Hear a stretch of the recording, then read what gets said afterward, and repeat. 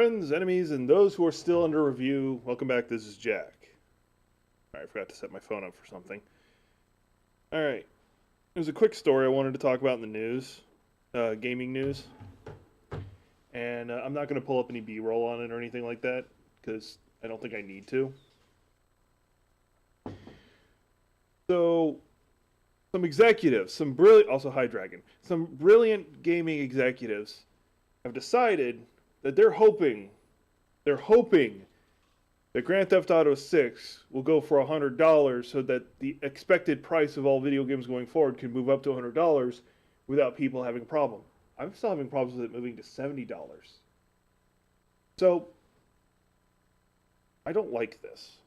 Like, I can understand, like, the logic some of these executives are having, but they're idiots. They're idiots. I feel like they're taking the wrong take on where the gaming industry needs to go. Now, I'm not some super smart guy or anything like that. I'm just a gamer who looks in from the outside. If you notice, the games that have done the best have been done by mostly small studios. They're not these super massive projects. Helldivers probably being the best example, which has succeeded over it having an antiquated game engine. Sony trying to sabotage it, and it's still super successful. The production cost is what they're trying to use as the reason. Is that they're making these 100+ hour games, and they're like, well, production cost. Well, production cost. Alright. You want to know why it's expensive for y'all to make those games? They'll keep firing everybody. That's legitimately it. Like, it's known within the gaming industry, in most parts of the gaming industry, that after a game is finished, you're getting fired. They're not going to hold people over between projects. You have to retrain up and refind everybody every time. If you're somebody like FromSoft, who typically doesn't fire people, like once you're working from FromSoft, you leave. That's it. They have the same crew from game to game to game, and the games just keep getting better. At least that's the way it looks. At least from my understanding of how FromSoft works. Digital Extremes or whatever, Warframe, they've roughly had the same crew, give or take, from the beginning. And, like, hell, half the game developers are also voice actors in the game because it's a project they freaking love.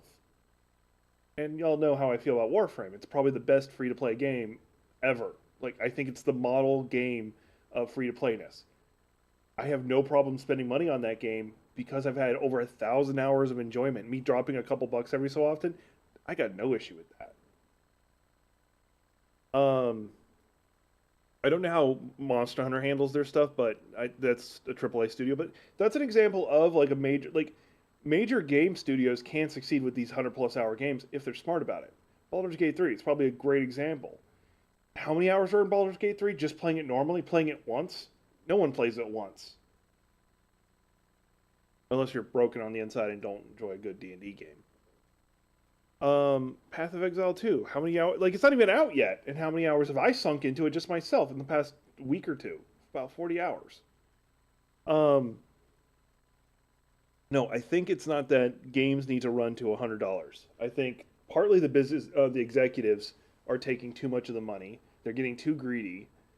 And on top of that, they feel the need to fire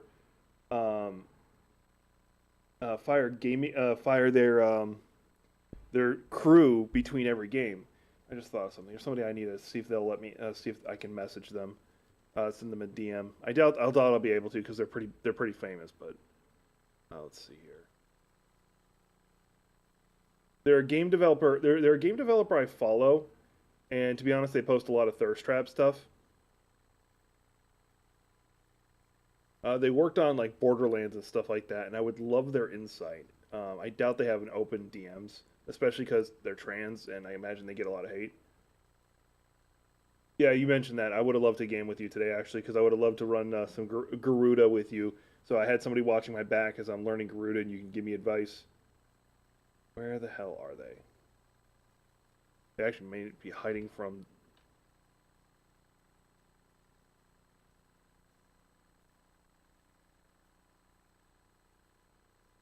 Yeah, I might have to doom scroll through Twitter until I find them. Which, let me flip over to following instead of for you. Sorry, I know this part's gonna be boring me looking for them, but I really want to see if I can shoot them the message. If not, I'll probably just tag them in a tweet. See if I can get their, see if I can get, because I would love to hear their thoughts. I would love to get some feedback. Sorry, cosplayer I follow posted a good cosplay. My timeline is either full of politics stuff, people talking about Trump's inauguration, or excellent cosplay stuff and muscle women. Sometimes two of them are the same.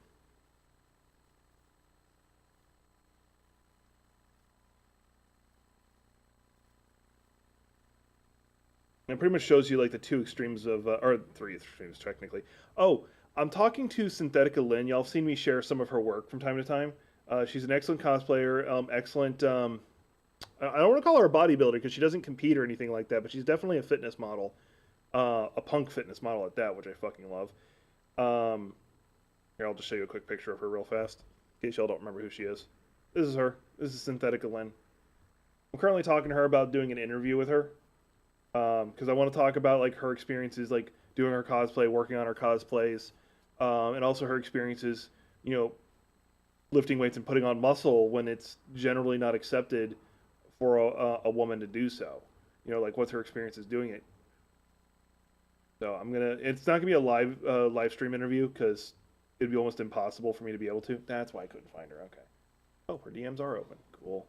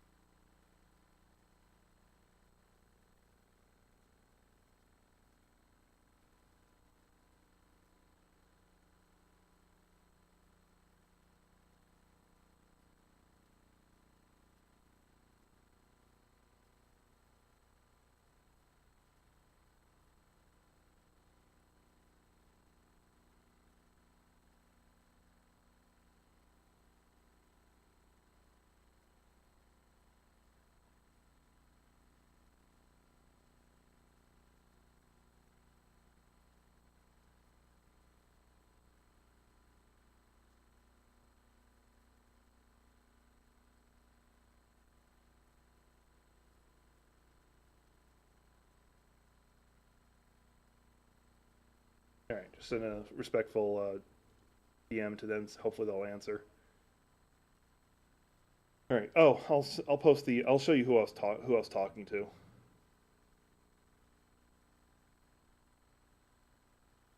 Who I sent the message to. See if I can find a picture of them. And I'll just do their picture-in-picture thing. Her. Bright sunshine. Kind of maybe something. Kind of, sort of, maybe something like that. Yeah, and I kind of passed out, and then I passed out again later today. Like yeah, Bowsette, which is oddly appropriate. Once again, they're trans and they're very openly trans, and she's freaking gorgeous. Like, not gonna lie, freaking gorgeous. And it's just funny that because Bowsette is usually depicted as a trans version of Bowser. There is alternate versions where it's just Bowser's wife. Like I think that was the original incarnation. It was supposed to be, and then they're like, no, it's Bowser if he wore the crown of Princess Peach and then turned into a female version of themselves. Hell, I'm gonna be booting up the game. Um, on that one, yeah, I don't think she had it on that one. I need to go turn down the heater. I'll be right back.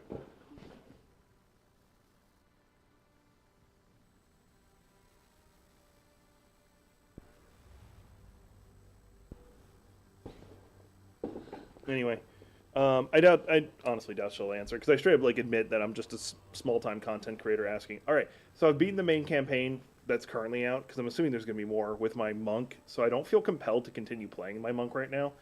I will play the mercenary though. Um,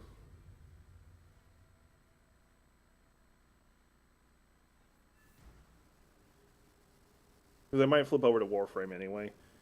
I don't know. I'm honestly in a bit of a mood. I didn't get nearly anything done I wanted to when I got up. Yeah, keep playing Warframe. Like, I would jump in and play right now, but I kind of committed myself to wanting to play this for a little bit. So, this is going to be a little disgusting for some of y'all. I haven't been able to brush my teeth in the last couple days, and it's bugging the hell out of me. I finally got into a good habit of doing it. And some of you are like, wait, why aren't you brushing your teeth? You're disgusting. My lip. I keep talking about this. I have a hole in my lip, and it fucking hurts to try and brush my teeth. Like, it legit fucking hurts. Not only is it the toothbrush hitting it, and it hurts, also the toothpaste gets on it, and it fucking hurts.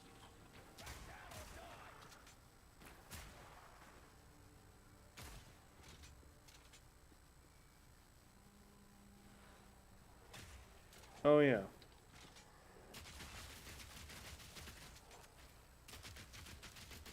Helps if you actually shoot your target.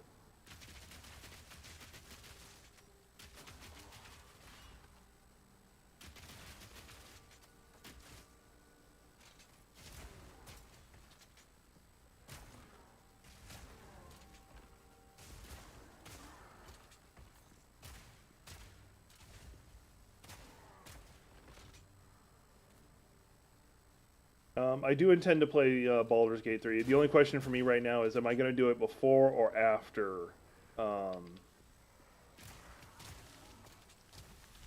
the next major update? Because if I do it after, I can use a Hexblade. So I really would like to play a Hexblade. Either use Will as a Hexblade, because his lore really feels like he should be, or have that as my character, be a Hexblade Eldritch Blast chain gun user.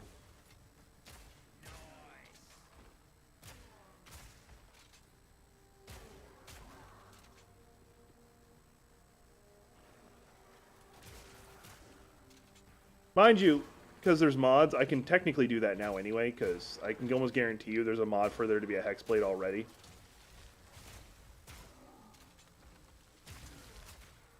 And Drunken Monk is not one I particularly care for, I just wouldn't mind using it just for the fuck of it.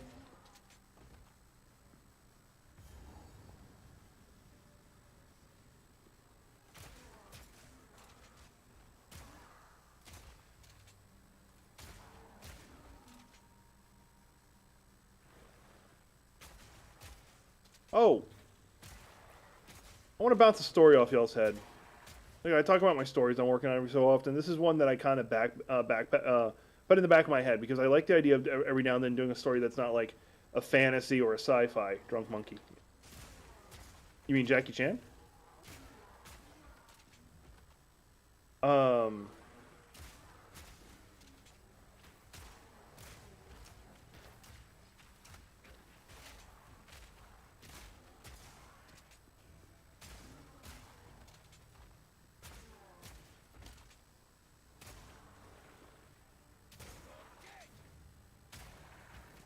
Once I get out of this fight, I'll pause it and I'll actually talk about the story real fast.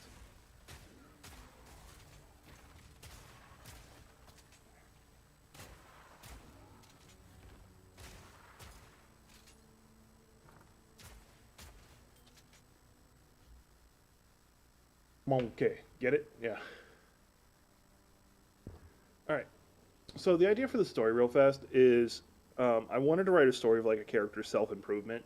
Because I remember, you got to remember, so where the premise comes from is I've had my mental breakdown, I had to rebuild myself, but I didn't want to just be a self-insert story where it's just my story. So I like so the story idea is this guy has his high school sweetheart that he, like they had been together forever, and they both were effectively the losers of the school in their own way. He was just this overweight fat slub, weighed over 300 pounds, really out of shape, just didn't take care of himself, didn't clean himself, didn't work out, none of that. And she was just that mousy, always wearing a hoodie, always buried in books kind of girl. And they graduate. He goes off to college. Now, I'm debating if she stays or she also goes off to college and then comes back. But it's like a year later, like they still talk. They don't do like face camera or anything like that, but like it's a year later. They finally see each other. Or he finally comes back and there's like this party going on across the street. And he got home early, like a couple days early, because he was going to surprise her. And there's a party going on over at her place, and he's confused as hell. So because she wasn't the type to have a party, and she really didn't. Either her sibling was just like her, or she doesn't have a sibling. I haven't decided on that. So he goes over to the party, and he sees her, but it's not her anymore. She's like she's wearing contacts. She's actually, like got her hair cleaned up, and she's not wearing a hoodie. She's wearing something revealing, and you find out she actually had a figure the whole time. That's why she wore the baggy hoodie, and she didn't like her body. But now she, like this is absolutely freaking gorgeous and all this stuff, and he tries to talk to her, and she just looks at him dead in the face and says, "Who are you?" And he tries to explain, "It's me. We've been dating since, high school." And she's like, "I don't know who you are." And that just crushes him. That would be the first chapter. The second chapter would be him dealing with what was going on in his head. And I can write this part really good because this is what I've had to deal with in my own head. Of just that absolute self-hate, the person he thought he'd loved for the past 5 years even, and then they just didn't even break up with him. They just said, "I don't know who you are," and he hits that crossroad of, what am I going to do? Do I keep going or do I give up? And he basically, that spite moment in his head kicks in, because this is what happened to me. That spite moment kicks into his head and said, "You know what? No, this is not how it's going to be. I'm going to fix myself. I'm going to make myself better. I'm going to make them regret it." Because that's kind of what happened with me. And it was directed mostly at myself. So figure that out. So then the story pretty much goes on to his journey of putting himself together. His revenge is the story of his revenge of him putting himself together, him getting in shape, him making a version of himself that he's happy with, and go from there. So that's kind of the story I'm kind of working on. And I finally decided I really wanted to actually work on it, because for a long time I've had it in the back of my head. I even had some couple notes for it, but I think that's what I'm going to work with. And I think there's a lot of people who can relate to it.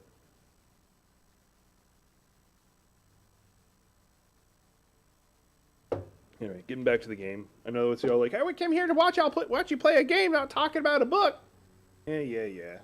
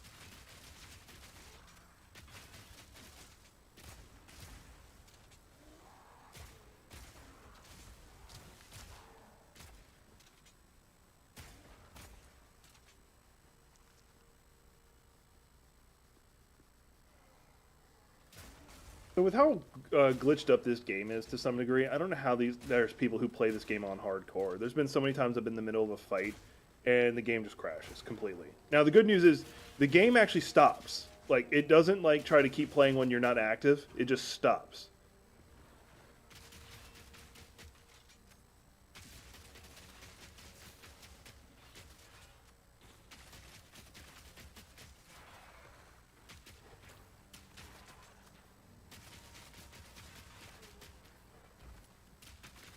I might go ahead and switch back to my monk, I guess.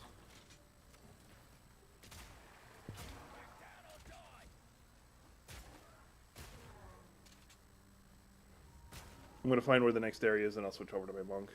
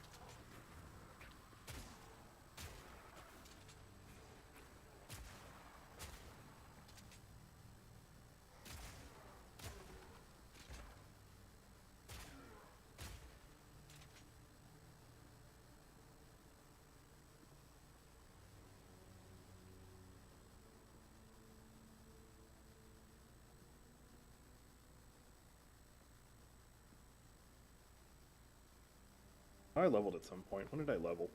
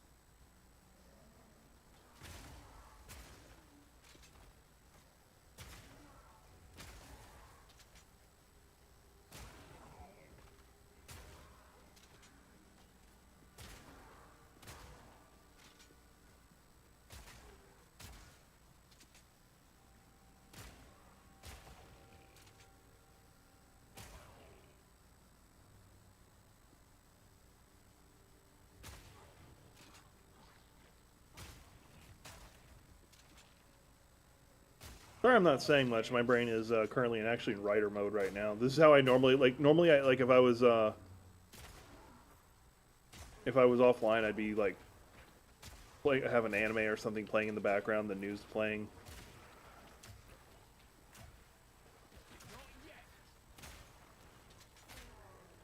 Oh, there's something in politics I want to talk about, and it's actually not even about Trump's inauguration. For a long time, I followed TYT itself, the main channel, Cenk Uygur and Anna Kasparian, being the main topic of what I'm talking about. And I kind of stopped around the time I'm going to use the word kicked Benny Corolla out. And I found out like they were doing like union busting in the background and stuff like that. And this is a company who's like, yeah, we're very pro-union, except for when it's your own union, you try to union bust it. You see why this is an issue, right?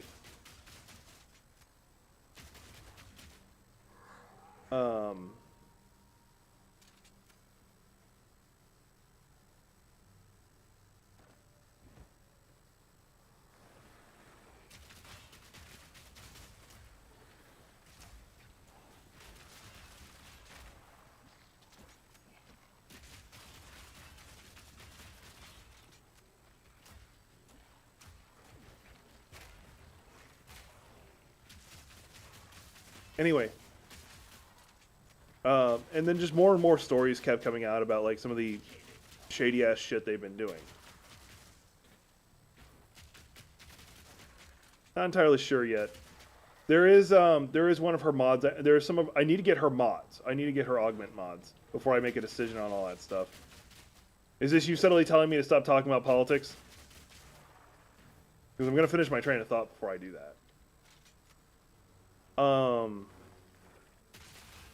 And pretty much like it's just been getting shadier and shadier with them because like especially when it comes to like weird crime stories. Like they really jumped on the story of, and now, but mind you, this is supposed to be an extremely progressive channel where they're like, oh hey, oh, okay. They're supposed to be an extremely progressive channel where they're like, oh hey, you know, this is the home of progressives, where we support Bernie Sanders, this, that, and the other. And then pretty much around the time, about a year ago, I want to say, they started suddenly saying some really weird shit. It was about the time, I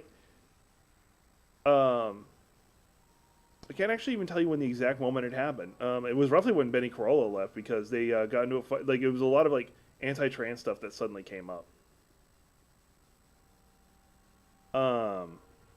Oh, I'm in the wrong area. That's why I'm not finding it. I'm an idiot. All right. Anyway, well, I got XP out of it. Anyway,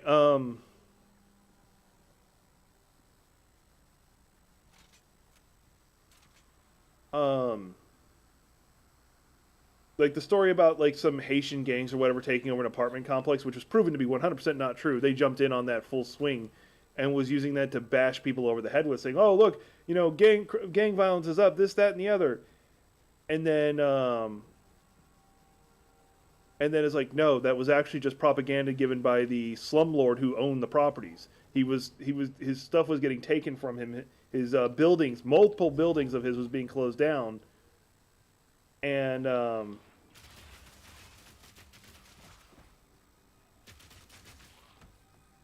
multiple of his buildings were being closed down. But he wanted to protect his name, so he said, "Oh, Haitian gangs, this, that, and the other." There was never any Haitian gangs. It was just propaganda.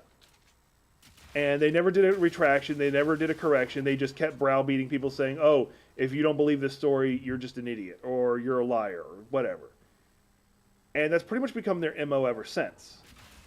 If the, like, Cenk Uygur started going on to a lot of, like, extreme, like, MAGA right-wing stuff and just agreeing with them. Like, oh, yeah, the left is horrible, and this, that, and the other. And, like, we've seen this play before. You've called out this play personally. And where it's gotten even worse to me is with the California wildfires.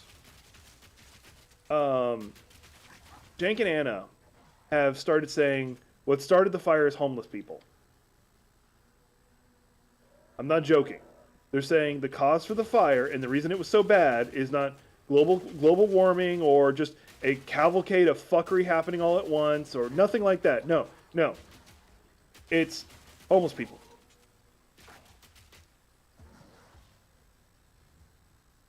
Their logic being that homeless people, in their pursuit of making or getting their drugs, will set fires. And Cenk's exact words were, if you don't believe this, you're just a liar. And there has been no evidence of that. And they said, statistically, most fires in California are caused by homeless people. No, actually, statistically, most fires in California are caused by PG&E not putting their electric wires underground, like they've been paid to do multiple times. But then they just keep pocketing the money instead. The drought side of it is because businesses keep stealing water from the public. Nestea, specifically, being a good example. And then things got made worse because the super high winds made fighting the fire damn near impossible. But no, they wanted to blame homeless people. And so I said all that to get to this part. I'm wondering if Cenk and Anna were ever progressive. I don't think Cenk ever was. And it's whatever if they're not. My issue is that they paraded as such. Because to me, he's doing the I'm anti-establishment now. Like he's not I'm not Max left, as he likes to call people who believe in trans rights, who fight for trans rights, which is the side he used to be on. I think he is. He just now is saying he's anti-establishment, which MAGA is anti-establishment.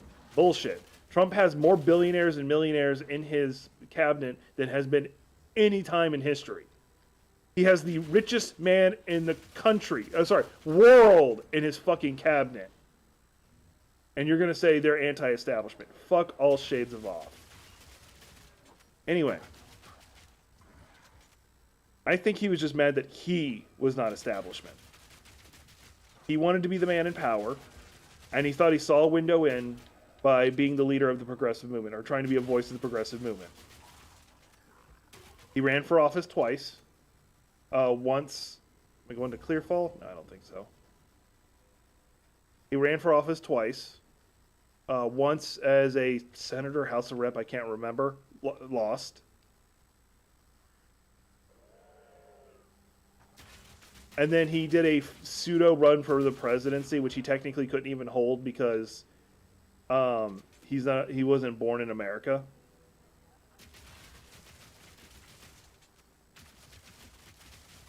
Okay.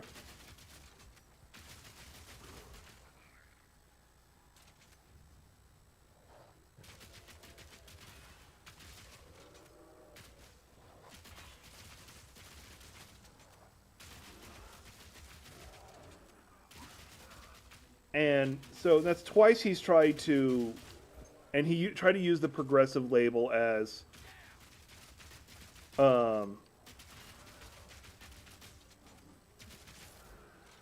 his standing point for rising to power, and that's not even including him creating creating a publicly funded studio for the TYT, where like publicly funded is in people donated a epic fuck ton amount of money so they could build the studio. He sold it effectively to Polymarket, which is a crypto casino currency, and now every time they go live, he goes live from the Polymarket studio. Doesn't see anything wrong with this. It's not a matter of him wanting to be rich. That's probably tied to it. He wants the power. In my eyes, what I'm seeing is he's always just wanted the power. The difference is he knew he couldn't get into power through the Republicans. Because he comes from a Muslim background. No, I think he realized that and decided, you know what? I'm going to go with the progressive side. They're more willing to accept me, and I can get to power through there because there's no strong voices on that side. And then when the Democrats really wouldn't let the progressives do anything, we kept tripping over our own feet and stuff, whatever you want to say. He's like, you know what? Cool. I think I can get in through this way. He's just changing his path, trying to get his own way into power. And this time, there's no real values to it. His whole thing is, we need to have a conversation. We need a compromise. You don't sit down and have a beer with fucking Nazis. There is no compromise with them. The closest you might get to a compromise is, am I going to punch you with my left hand or right hand?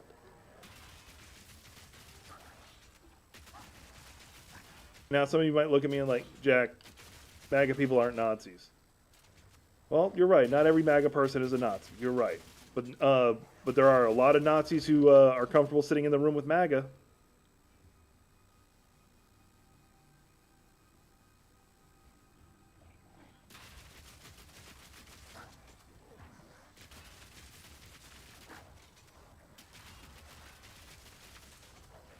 I know some of you don't like it when I talk politics, but this is something that's been bugging me today. And this is not something I would throw into my politics channel, because I don't want to do that kind of stuff.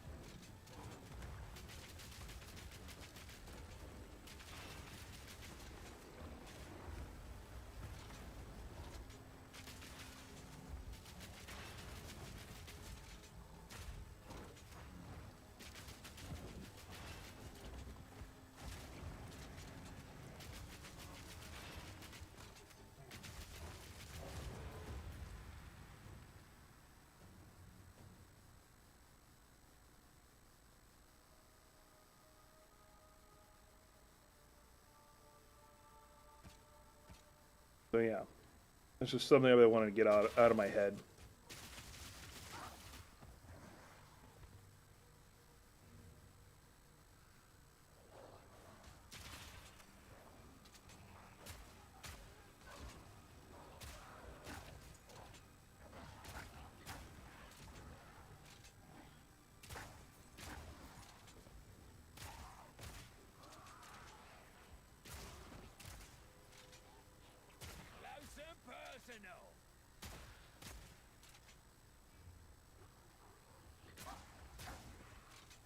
If I jump into VC, are we just going to be discussing your ideas for the Garuda build?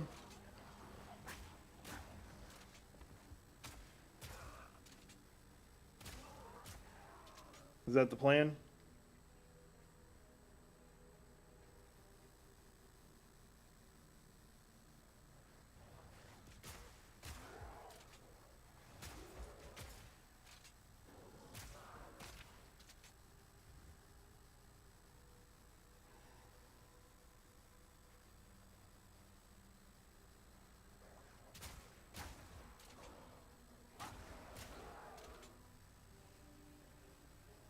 If I jump into VC, are we just going to be discussing your idea for the Garuda build?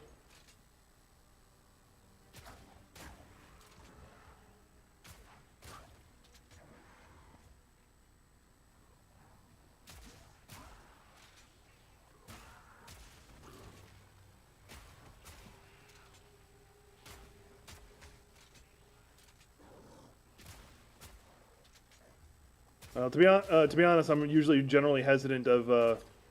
Fuck! Oh, it's just glowing mushrooms. I'm generally kind of hesitant to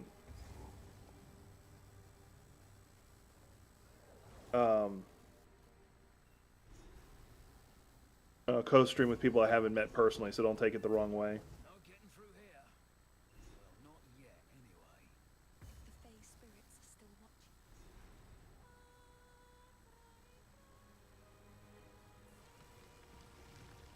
Okay, I didn't want you to take that personal. Old magic still thrives. The way's open. Please, hurry. Neat little show. Wish I could sing away mine. I've had one or two friends who almost lost their channel because they made friends with people. No, it's not a matter of co-streaming. That's not it at all. They made friends with like one or two people.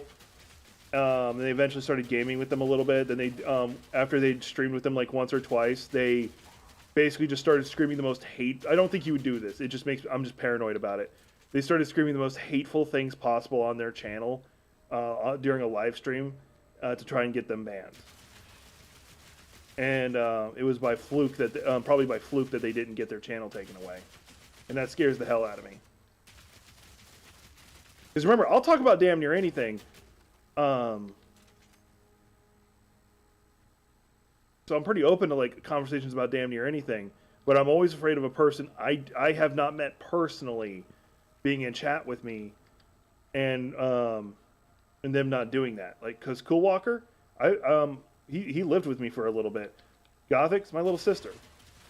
And she's my adopted little sister, but she's my little sister.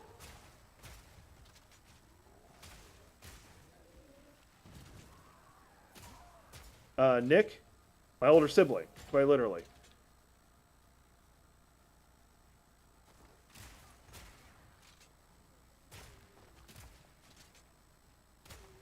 I probably need to get over that if I'm being honest with you.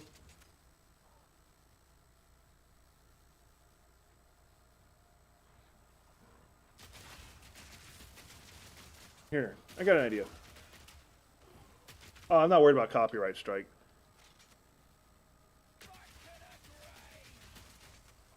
Like what they did to his channel is they jumped in and just started screaming the N-word, and a whole bunch of other like really racist stuff. That's what they did. Copyright strike, I can deal with. Because like you can actually go, hey, that's not intentional. It was a live stream, and somebody else was an asshole. Because they actually a lot of the companies actually do have rules for if it's like a live stream and it just happens to happen. Like you weren't trying to play it, but like somebody walked by and was playing the music.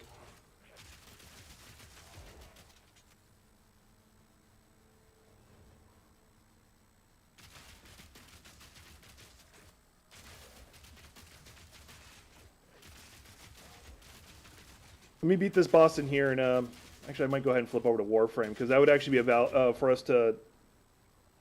I don't know. I don't know. Like, I honestly just don't know right now. If I'm being brutally honest, the only reason I'm live streaming at all today is because I'm almost required to.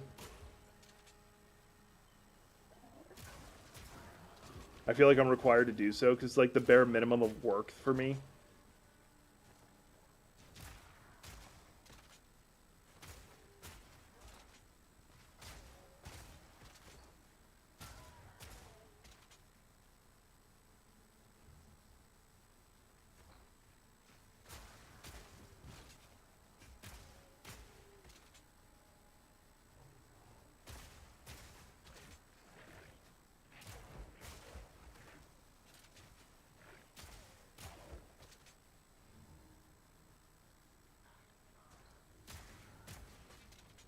But yeah, that's what I'll do after this. I'm gonna I'll jump into chat with you. I'll jump over to Warframe, and we can discuss what we're how we're gonna do my Garuda build. How does that sound? And then after that, I'll probably call the stream because like my head's not in it, and like I'm trying not to go antisocial. In fact, what I'm probably gonna try and do is get a good shower in. I think there's a boss in here. There's supposed to be a boss in here. Let me go find the boss in here. Actually, let me go through here and get the waypoint, then go find the boss. Get myself all properly cleaned up, not the quick cleanup I did before coming on stream. And maybe see about wandering out to, I don't know, one of the pubs that are up in Tannisbourne, which is up the street from me. So I probably shouldn't say that because I technically just doxed myself, but I don't care.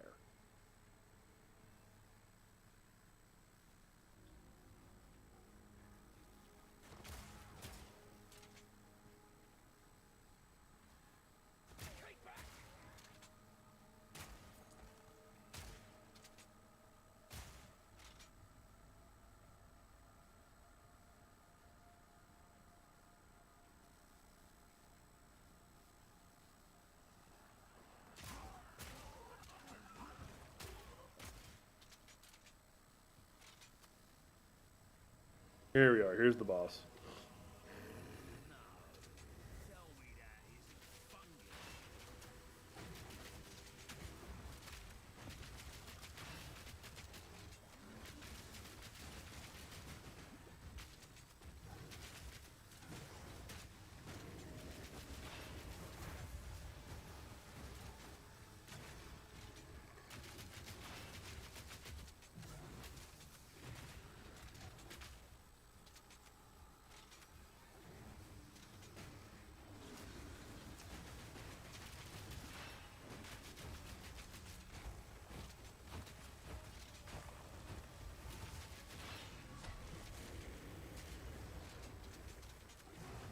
Hey, Gothic.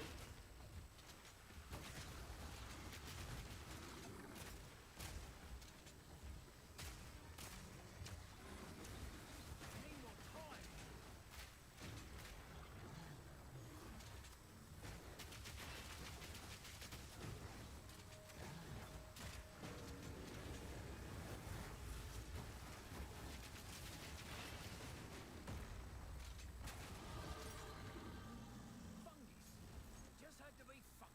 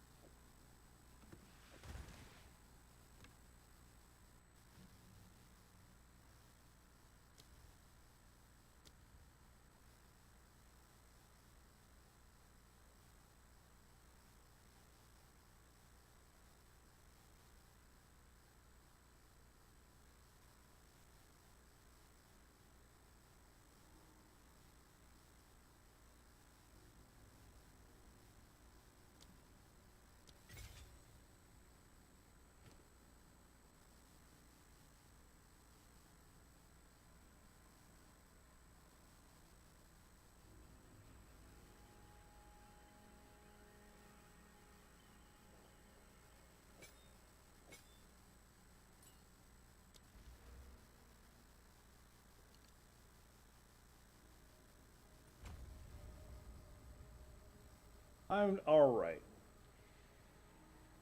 My head's not in the best headspace right now, just for various dumb reasons. We'll worry about that some other time. What I'm probably going to do is I'm probably going to finish what I'm doing right now, and then I'm going to jump into VC with Dragon here in a minute. We're going to talk about designing a Garuda build for me.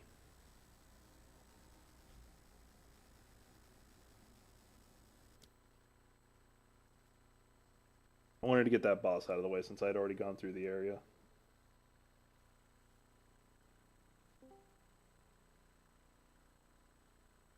Alright, I am in VC with Dragon. For those who don't know, Dragon is a relatively new member to the community. He's been really helpful towards helping me making my me learning a bit more about the high-end play of Warframe. Stuff that you usually have to like watch epic amount of YouTube videos to learn. He's just been teaching me.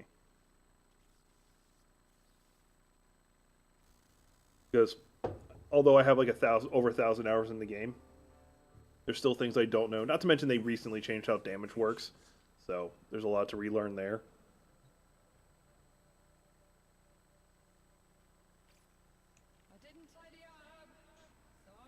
I still love having her as the waifu.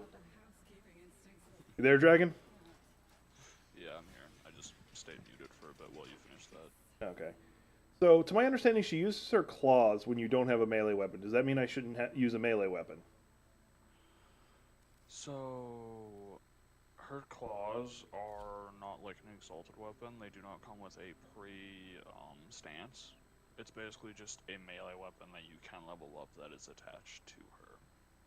You can use the claws. There are some really good claw stances. Claws primarily focus on slash and viral or corrosive and slash builds. I think I'll use her claws just for the thematic side of it. Make sense? Yeah. So let's start with the claws. What do you think? I have it up on my stream so you can see it. I don't know if you have them up, but it's completely unmodded. I technically haven't even finished leveling Garuda herself. She's like 3 levels short. I'm looking at crit. Looks like the most obvious thing to go with her. Thoughts? So her claws are kind of, as I would say, a hybrid build.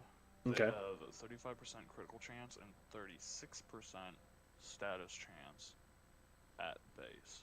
So a condition overload build? Either direction. You could do a condition overload build. I will say that might actually help out due to the fact that you do proc slash. The downside is you would have to mod your claws for something other than slash because it's per status type, not status stack. Which is not a problem. So you have 60. Which is not a big deal because, especially because they recently dropped the mag and the radiation ones that you could just throw on, like Focus Rod on right here, just because radiation and heavy melee efficiency, which I don't like that one personally. And then of course you can do Galvanized Elementalist as another thing to throw on. At least that's what I'm seeing. Kind of why I did this for my claw builds. That you shooting me an invite? Oh, you showed me your config. Okay. Yeah, for my claws. 4 Riders. I don't have that one. Is that a good one? It's very rare. Zane, you've ignored me for 3 days, and now you're like, oh, hey, you switched back to the uncomfy chair. Let me get in your lap. Yeah, but no, like I have no issue. Like this is actually semi what I was thinking. The only difference is I don't think I don't have Prime Fury, and I don't have. Actually, it says I have everything. Prime Fury is a login reward for every 500 days. Okay, So, I just now got Prime Sure-Footed, which was nice. or is it 500 or is it every 250? Well, Prime Sure-Footed was like 300 or some odd change. Yeah. Anyway, Alternates. where do you got to farm for Riders? So there is. Because as much as I'd love to just drop the platinum for it, I'm not going to. You can go to your codex and look it up, but I'm pretty sure they're called Undying Flyers or something like that. Okay, I'll look it up there, but I was going to see if you happen to know it off the top of your head, because you know everything off the top of your head. Although I think it's I'm saying that pretty sure the for riders is Undying Flyers is probably the best bet, especially for drop chance percentages. And Undying Flyers spawn most commonly and will keep spawning even after the Acolyte boss fight on Deimos with the assassination target. Not Lefantis, the Acolyte. Or whatever. The emissary, I think he's believed would be called. I'll take that. They're like flying jetpack Greniers, but with infested arms and legs and such. Okay. And The then drop chance is better there because you have more of them to farm off of. Downside, it's a really low drop chance to begin with, so don't get your hopes up. I would, in fact, probably wait until you have a drop chance booster, a drop chance blessing, and a mod drop chance booster in your squad at least. okay. It shares between your party, unlike some of the other boosters, because whatever drops for you drops for them. Makes sense? Yeah.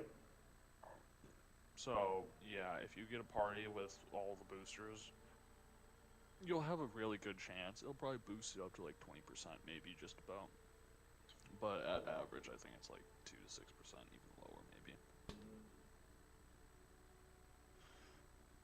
Do you think it's worth the farming, or is it more of a flex to have? Because, like, to be honest, I actually don't. Huh? It's more of a flex to have. Okay. If anything, it's a normal stance on average. Stances you don't usually use regardless of the fact until you actually hit block and then attack. This one's more of a slide forward attack. The other ones work just as well, except for it mixes up kicks in between. It's not just a claw focused attack. The other ones you get like a kick attack, you get a front flip attack when you do combos. Okay. Yeah. And I was 100% listening to that. That's not me being sarcastic. I 100% was. I'm just the way I'm looking at it. I want you to think I wasn't listening. Yeah, I wasn't sure if you were going to get on in time, so I actually did record a small video and upload it to my YouTube to show off my mods, the ability I subsumed over her 2, which works a lot better due to the fact the arcanes I was using, which you farm the Molt augmented one from Zeramon, and the... what was the other one I used? I think it was Bellicose. Are Molt reconstructed. So both of these you farm from the Zeraman. You can buy it from the guy himself with standing, or you can have a lucky chance by farming Angels and Thraxes.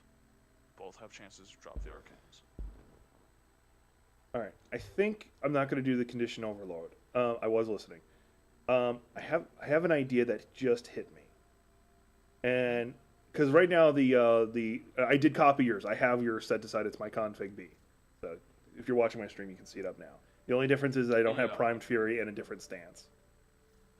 The Primed Fury is more just so for like attack speed.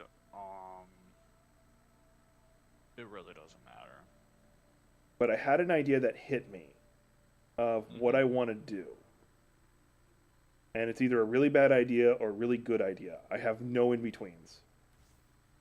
So, you're relatively new, so like when I was playing Tears of the Kingdom, which I fucking love that game. I need to get either get a Switch 2 or get my Switch back from my older sibling. Oh, sorry, I didn't mean to flip you off. It was just a reflex. Don't worry, I have my really nice, cool outfit that doesn't really do much besides change you into one of the ancient guys. I guess you could say the ancient hero. I have that. Yeah, I got that skin. I also wanted to present all the shrines and the Koroks and everything else. That I didn't do. Like, I just don't have the motivation to do that. Because, like, for me, because, like, when I was playing, they still had the glitch that allowed you to, like, duplicate things. The one that's still getting passed around, but differently. Like, hey, if you have this construct built like this, and you do a save switch like this, and you do, it's like... No. Like, yeah, like, I don't involve myself with that one. I have the dead original one. I even had a video on Coffee Over Gaming. It's still there, and people still hit me out. And I even have in the title, patched out, does not exist. But people still ask me, can you still do this? Like, you read the title?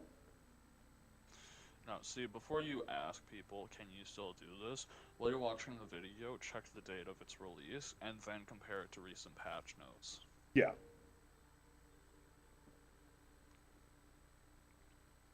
Alright. Yeah, no. So I didn't really need the dupe glitch due to the fact that I just kept doing the Coliseum for Lionel horns, because perfect dodging, perfect parrying, Lionels are pretty easy.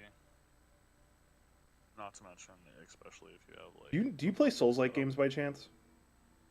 I play Sekiro. I was gonna play Elden Ring with my brother due to the fact that I didn't want to get into Elden Ring since it's such a massive time sink, and I had other things at the time. But then my brother decided not to play it Well, if you because he's start like, "Oh, playing you beat the game." Elden Ring Night Rain, which is they're going to be it's Elden Ring, but it's a Souls-like game, but they're going to be doing it as a roguelike. Yeah. Because me and my sister are going to play it. I'll drag your ass into playing that too, because we need a third person. Because it's either single player or 3 player, no 2 player. So we need a third person. Okay. Um, I would have to re-download Elden Ring in the first place. I don't have the DLC. Is that I an don't think issue? I don't think there's crossplay with Elden Ring because we play on PC. Oh, yeah, no. But I think for Okay. Night Rain, which is it's a standalone game, it will have crossplay. I think. I will check into it. I will not say if I'm any good. I will say once I get the hang of things, things become relatively easy. So I'm gonna say something that might make you glare at me or something. I don't know. Take your pick. Um, Hmm. with the way I see you play this game, this is my read on who you are as a person. So like I don't mean this is a dick thing or anything. The way you the way you the way you emote, the way you analyze things in the game. I would not be surprised if you're on the spectrum somewhere. That's what my friend said the other day, because he's like, you hyper focus on shit. Which is not a You're bad thing. autistic. Like And I went, honestly, 90% of my friends are on okay. the spectrum. It's like, yay. Your point. It's Yeah, that's like, pretty much if my I'm approach to it autistic, too. I'm still, I'm still one of the better adults to have autism. Then, I got So, my own place, got my own shit. It's all good. well, yeah, no, like that's why it's a Um, spectrum. There are people. I have a couple people in my life who are on the spectrum to the point that they are considered unemployable. They are just considered unemployable. They just don't function like a normal person. And then you have on the other extreme where they're on the spectrum, but they super hyper focus on things that are super productive, and people are like, "You're the good type." Not saying that's you. It's just the way people I say it. Why mean, do I have 2 drifting contacts maxed out? um, good question. Oh yeah, I should probably link this too, I even though you technically actually can don't need check that my drifting YouTube contact. channel. Sorry, what was that? I said I can probably just link this to you now, even though you can check my YouTube channel essentially. I did tell you I switched out her second for I don't know why I always say Amikoji. It's Amamori from Komi. Which I do need. I'll need to So build a second one of her.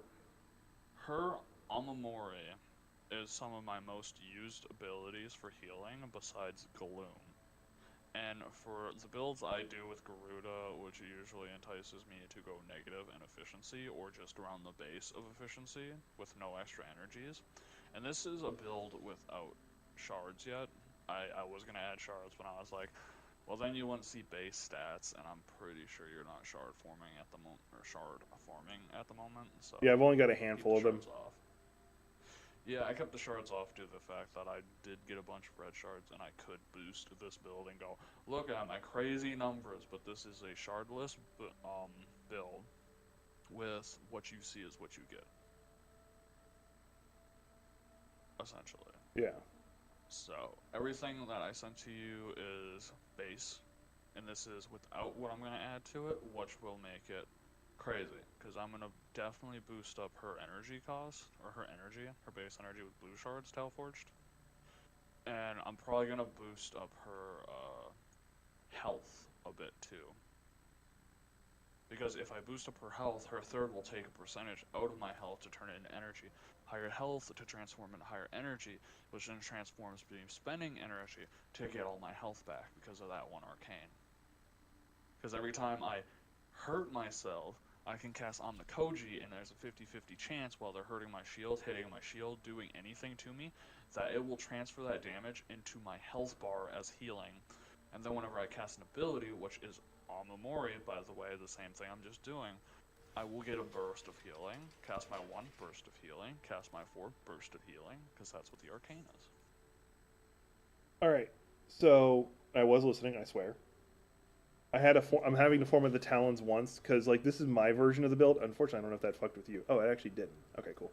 Anyway, so so if you look at the preset I'm doing with this, it's just called Bleed Out. So with that in mind, I decided to run with the idea of it's going to do slashing, but it's actually technically a combo builder / crit build. I would actually do something other than slashing, especially since these are exclusive on Garuda. You should read her 4th ability. Right.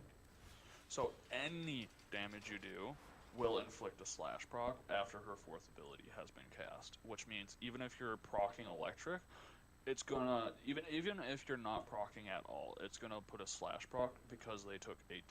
Well, no, you're misunderstanding what I'm going with here. Hang on. Okay.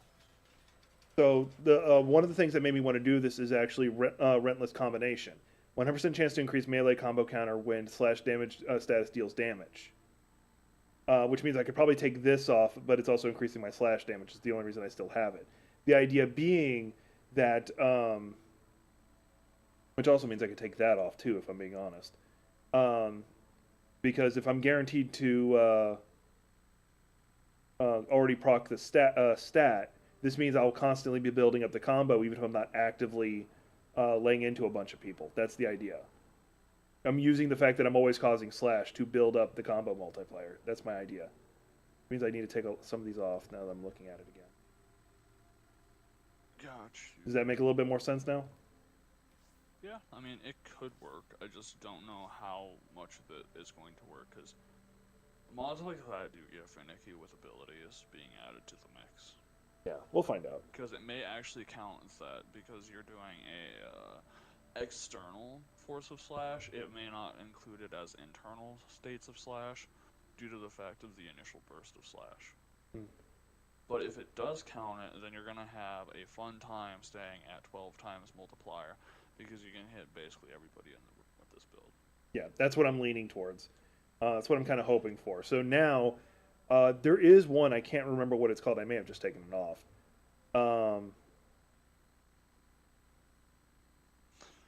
By the way, if you hear my chair squeaking, it's because I have to look I can't hear forward it. at my phone on the ground. Actually, do I want Galvanized Elementalist status damage? So, I put it on mostly due to the fact that you can actually get away with killing with the talons, which will increase the status chance. So, for every kill I do... Well, I know what it does, but I'm sitting here thinking with the way we're talking about it, is it worth it? Technically, yes. Okay. Then I will go with yes. Because your claws will be counting as the killing factor once you hit someone after casting your 4. What will not count is if you decide to use your first ability to nuke the entire area. Because the build I sent you, once you watch the video, you'll understand what I mean. Yeah. Which is, your first ability will channel your energy into a high damage blast that, with a good enough range, will actually blow up the entire area for 1 million damage. It's fun.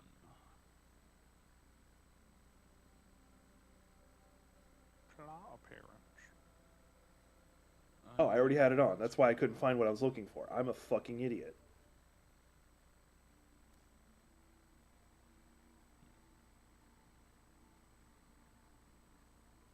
I was looking for Blood Rush this whole time, like while we were talking. I'm like, where's Blood Rush? Where's Blood Rush? Oh, you're so glad you didn't tell me about that, because I would have just been like, you mean the one that's already equipped? Yeah, I'm really glad I didn't say shit. This will work for now. I need to, level it up again. But so right now, I'll probably tweak this more as I'm going on. But the idea behind this, for anybody who's following me, like once again, this is not going to be a meta build or anything. This is just what's me fucking around. I'm leaning on Relentless Combination, so every time I do a slash damage proc, I'll get a melee combo counter. As my melee combo counter goes up, Blood Rush should tick up, which means my critical chance goes up. Because my critical chance is going up, I'm going to be doing more damage. As a side note, I'm going to be and then melee critical chance per combo multiplayer. So basically, the higher my combo multiplier, the higher my critical chance. And then galvanize, just my slash is just doing more damage. Now let's take a look at what Reaping Dragon just said. Hmm? You Oh, the Garuda. yeah. Okay, so this is the I know the bloodletting, and then you replaced number 2 with Amamore. Yeah, I need to get another one of her to Amamori feed. is whenever you take damage to your shields, to your health. Yeah. Fun fact. You got The those auger talismans. mods every time. Yeah, and every time you use those auger mods, or should I say, whenever you use an ability, your shields go back up, which means. And then because Archon Intensify, yeah, that's a good one right there. Actually, now that I'm thinking of it. Because Amamori is healing you constantly. Because your third ability, in 2 casts of my third ability, my health goes from 740 to 350 to 2 health, and because Amamori is protecting me, and because my shields are still shield gating, which has a chance to proc Amamori, and because I just used an ability with Arcane Vigor on, everything just heals me back to full, hurt myself, heal myself, throw them against the wall. Enemies can't kill me because every external force heals me. I'm too angry to die. That's Valkyrie. Technically also Garuda. Nope, that's Valkyrie. Because hang on, I gotta pull up Valkyrie for this. Because if I remember her abilities right, unless they've changed it again, I thought when she was, don't I have Valkyrie? There it is. Valkyrie is too angry to die until it's her nap time. Yeah, So because like if you don't know her 4, yeah, she gains health when she has natural lifesteal, and then her 4, like I always remember just graying out her health entirely as long as it was still active. the downside with that is she doesn't take damage. True, but you have to kill everything in the room before uncasting it, or break line of sight. Otherwise, everybody who's looking at you who did damage to you after your ability turns off, your energy runs out, you turn it off, all that damage will hit you at once. No shield gating or anything. So essentially, if you're hit with 20 million damage, it's the reverse of Nyx. It does not reverse outwards, it reverses inwards because you're blocking it. So you either have to leave the room and come back after you break line of sight, after your ability's turned off, or you have to kill everything fast enough. There are ways to negate it, technically speaking, but we're not doing What? She still has shield. She's not shieldless. So couldn't you? So shield gate does not stop it at all. I don't believe so. And that's because I'm pretty sure her shields aren't protected by her invincibility. Last time I checked, her shields will still break while you're fighting. So as long as enemies are continuously damaging you, your shields will not recharge. Essentially, only your red health is invulnerable. Your blue shields can still be cracked while you're fighting. Let's not talk about crack. So in other words, I know what you're saying was a joke. If you don't have your shields regen, you're pretty much done for once your ability ends, because shield gating is already out the window. There are ways, as I said, to fix this, but we're not doing a Valkyrie build. Yeah, there is an operator there is an operator ability you can kind of use. All right, I'm trying to figure out. Oh, you're talking about like Fazrin? Yeah, no, I was talking about like an actual mod. Well, I know what you're talking about, but together. Oh, I should probably send you an invite if you don't mind. Well, first I'm trying to figure out what would be a good sidearm for aesthetically to go with her, because I'm gonna have her use the dread purely, and I'm gonna probably play some fashion frame. Why am I being invited to Simulcron? So that way you can kind of test your build as you go along. Well, you can and do. Secondarily, there's an arsenal in here that you can pick your sidearm stills. That answered my question on that. I'll join you in just a second. I want to figure out what I want before I do that. It's like one of those. It's one of those choice paralysis. If I don't choose, I can't move. For a sidearm, I would use the Hystrix. Why the Hystrix?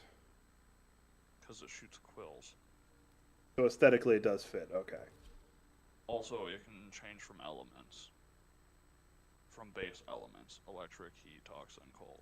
All right. You just press your alt fire to switch to elements. Oh yeah, I know that one. It's just That's Which why also, if you build it straight for regular status chance and slash, without any combining elements, or have a combined element like the mods for radiation and magnetic on there, You essentially can use it with her fourth ability to stack the status chance of the slash and the status chance of your historics to freeze them, because when enemies are frozen, they take 3 times the extra critical damage. Critical multiplier and frozen. Ooh. Yeah. I just wanted to look. I don't play this game a lot. No, you don't. Not at all. Nope, not at all. All right, I don't want that one. The bleed, and then I don't care for that ability. Hmm? I'm looking at her unique augments. Oh, yeah. I think I want blending talons. Tap to perform. Tap to form a 6-meter AOE around Garuda. Garuda's talons gain 25 additional combo count chance when hitting targets affected by slash, which I'm already built around doing slash already, so I may not need that. But anyway, yeah, I should join you now. By the way, so I feel like an idiot for just finding this out. Apparently, there are crazy people who are doing an MR0 that do MR0 runs of this game.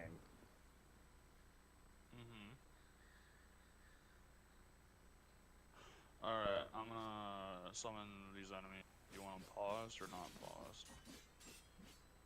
Let's do pause first, just so I can see, because I want to test to see if me procking the. These are set to steel path level 200. They're pretty good punching bags. That's good. That's what I need. All right. All right, and then with 4 is supposed to cause a bunch of slash, right? Oh, hang on. If you're, I wasn't even doing anything. If you're watching the stream, I'm not even doing anything anymore. My combo is still just going up. So yeah, it does count external forces, which means that it is kind of like some of the arcanes I use. No, 4 did not proc it though. 4 did not proc it. So it has to be me actively slashing fuckers and causing the initial slash that way to cause the combo multiplier. And now I'm already at 12. Yeah. All right, that works out fine. That's actually perfectly fine. I took off my pet so that way it wouldn't hit him with spores. I don't even think I have a pet set right now. I had my Vulpifila, which if it spored them, your damage would be increased, so it's inaccurate multiplicatives.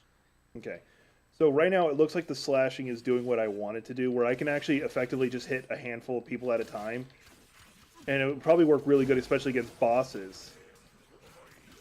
Did you put viral on those by any chance? Because No, this is... would make it so those slash procs would actually hit harder. I was leaning towards the just doing the combo multiplayer right now, or the combo side. But I can put viral on there. That's not a bad idea. It wouldn't be too difficult.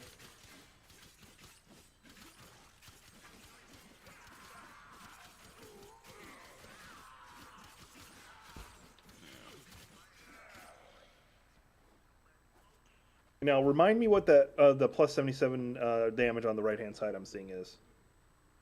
Okay, so that's your passive. It actually increases your damage that you're doing based off of the amount of slash procs that you've killed enemies with. So if you, like, hit everybody in here with your 4, how leveled is your group? Good enough. Let me just... So if you cast your 4, you can actually jump in the air and aim glide and cast it, or just cast from up here. You'll see that once you do enough slash procs, and even if like enemies near me big slash procs, it seems like your thing will start filling up to 100%. I think they have to die because like it's still going down. Yeah, they have to die. Yeah, they have to die, but because you cast your 4 on them, everybody marked with the talons above their head take extra slash from just getting damaged. Ooh, my most favorite ability. You found it. I knew about this. It's basically the "you're not hurting me because I'm looking at you" ability, and then I can launch it. Yeah, you can charge it. Kamehameha! If you want to see how bad that gets, come up here, stay up here. Oh, hey, there's a guy up here.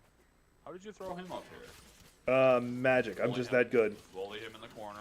Bully him in the corner. You do not belong. Yeah, you're gonna want to stay up here. I'm turning off the pause button. Alright. I'm a Mori. Bloodlet. Bloodlet. Look at my health bar. They targeted me and I got killed. Don't Yeah, worry. I can't die. Too angry to die. There, I got myself back up. Hit my one, blood. And charging.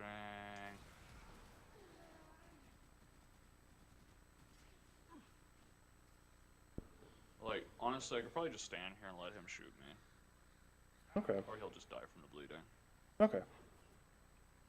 But yeah, the Amamori will actually protect me for most of the point. Okay. So I'll need to get Oh, another. no, they're attacking me. I need to get another one of her then to. Yeah, and then if you have the shield, you basically take no damage from the front, which allows my shields to regen my Amamori to protect me from the back. Which allows me to bloodlet, which also recharges my shields. Cast this, recharges my shields and my health because I'm spending 100 energy into shields and health. Bloodlet again. So every time I use energy, my energy turns into health. Basically what the auger does, but in reverse. You see what I mean? Mm-hmm. And the Amamori also helps because damage to everything is just healing me as well. Where are you?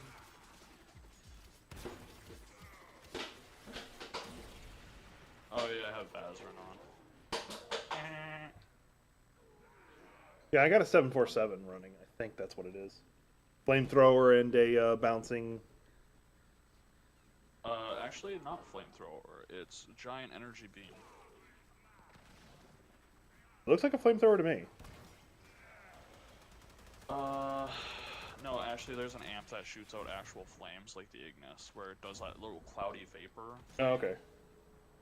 Yeah, also, I do have one as well, but when I dash, I get 72% basically ammo efficiency, and every time I dash, I get 7 times heat damage on top of my void damage. So just by shooting this rapidly, let me just show you.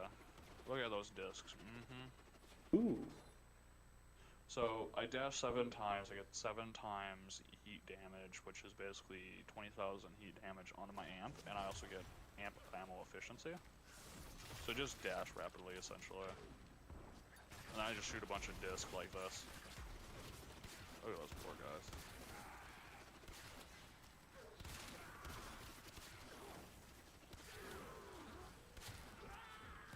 And because I have Vazrin, I can do something like this, where I dash into them, which weakens them to fire damage, FYI. So now that I have 7 times fire damage with my ammo efficiency, I can just kill them no matter their level. They're dead. Oh, that's great. But yeah, the Amamori allows me to just kind of...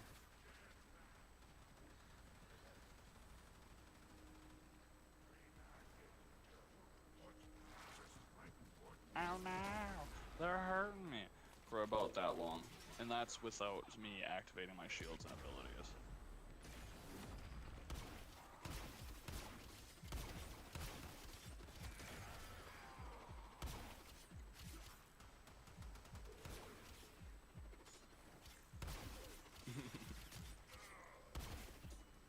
It's great. I'm over here trying to self-revive and you're killing everybody. Oh, sorry. No, too late now. I'm dead. Alright.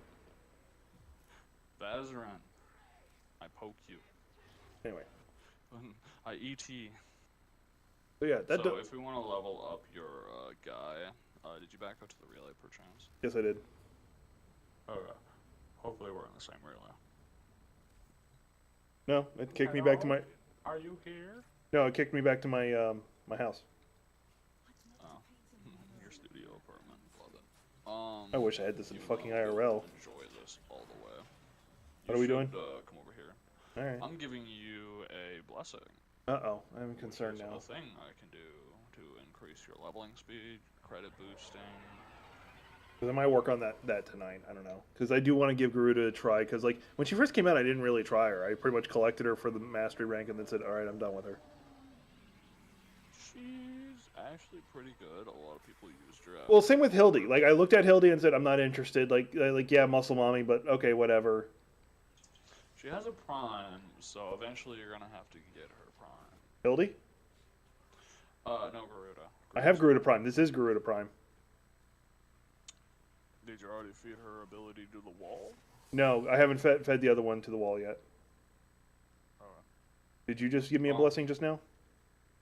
No. Did we get a blessing just now? Somebody just threw me a blessing. I am standing in the entrance. I think La Big Money just did. First, I gotta check if you're actually in. I can meet you at Cephalon Samaris. We are. We're in the same party. I mean, we're in the same party, but that doesn't necessarily mean we're in the same play. Well, I'm gonna go to Ergo Glass then. So did someone give you an affinity blessing then? Yeah, as soon as I walked in, I got a blessing. Alright, then I don't need to use mine. Thank you, random person. We are not in the same relay. Okay. Yeah, my relay must have been full. Which is something you always have to check before this thing. Yeah, no blessing. Dang. So what are we focusing on for my last hour and No, I was gonna. We accomplished what I wanted to, so I think I'm done streaming right now. It's just my head's not in it, and I kind of want to go for a walk. remember to give my video a like. Oh, actually, let me pull. I can pull up your video on stream right now if you'd like. That'd be awesome. I'm actually probably gonna start trying to upload like little shorts like that until I get my PC hooked up. Did you drop me the? Oh, actually, I do got a quick conversation thing. This is not something I'm expecting you to answer. It's just something that came up when I was doom scrolling earlier. Mm-hmm. This is about relationship stuff, and it's something that always. So, here's the thread that I was talking to. The first comment is from somebody named Rachel Wilson, which I have no idea who they are. I don't know why they all think it. Don't either.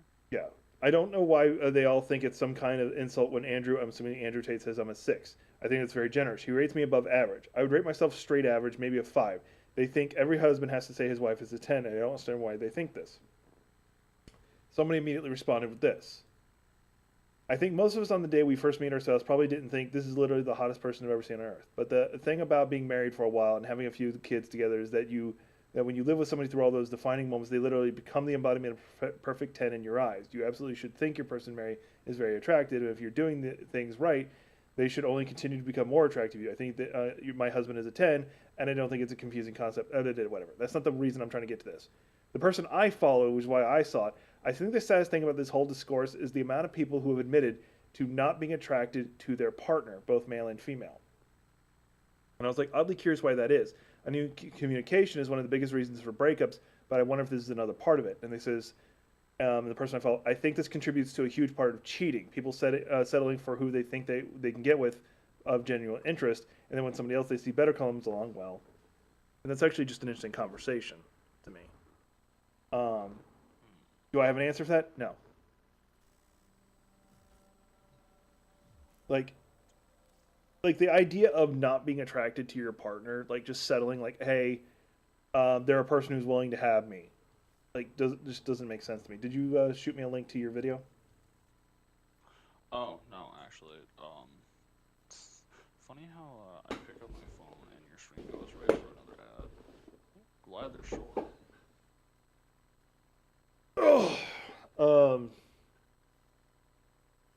And if you want, I think you should be able to drop the link into the chat. I don't think I have links turned off. If I'm going to be brutally honest, not that anybody's really watching my stream. To be honest, I think you're like one of the few people. Trickster's probably there somewhere. Maybe Gothic. Gothic was here like a second ago. It did the link, but I guess I don't know.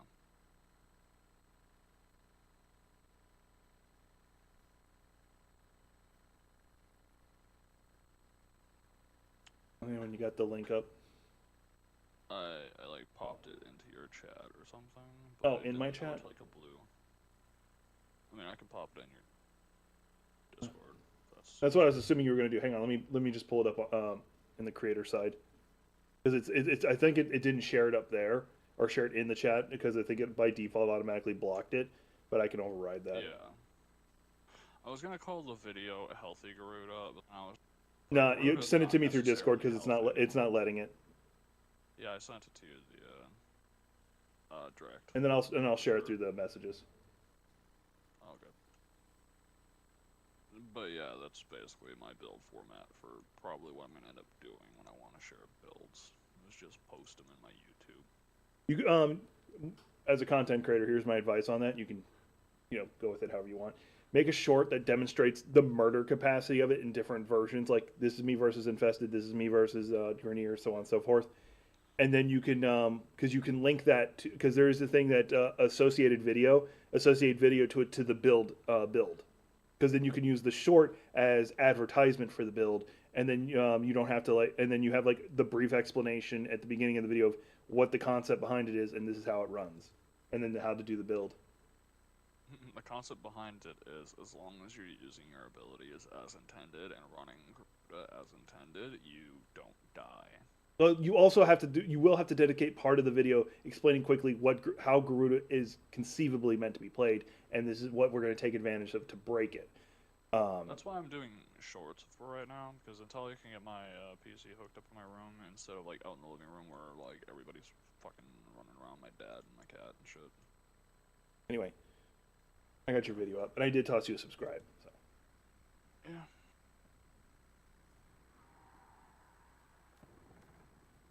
Okay, yeah, because you're voiceless right now. You're just showing everything.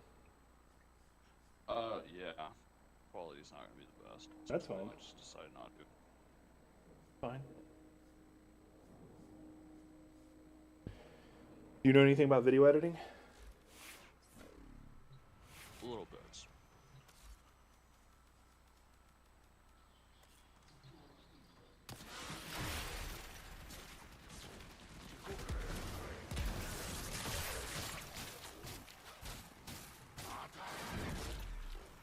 But as you can see, like, as I activate my abilities, that's what happens to my health. So the name of the game is Regen Energy, Regen Health. And using the talismans to keep yourself help keep yourself alive. Not just that, but the shield as well, because wherever you're facing, and whenever you use your talons in rapid succession, you're technically using energy, which heals you and replenishes your shields.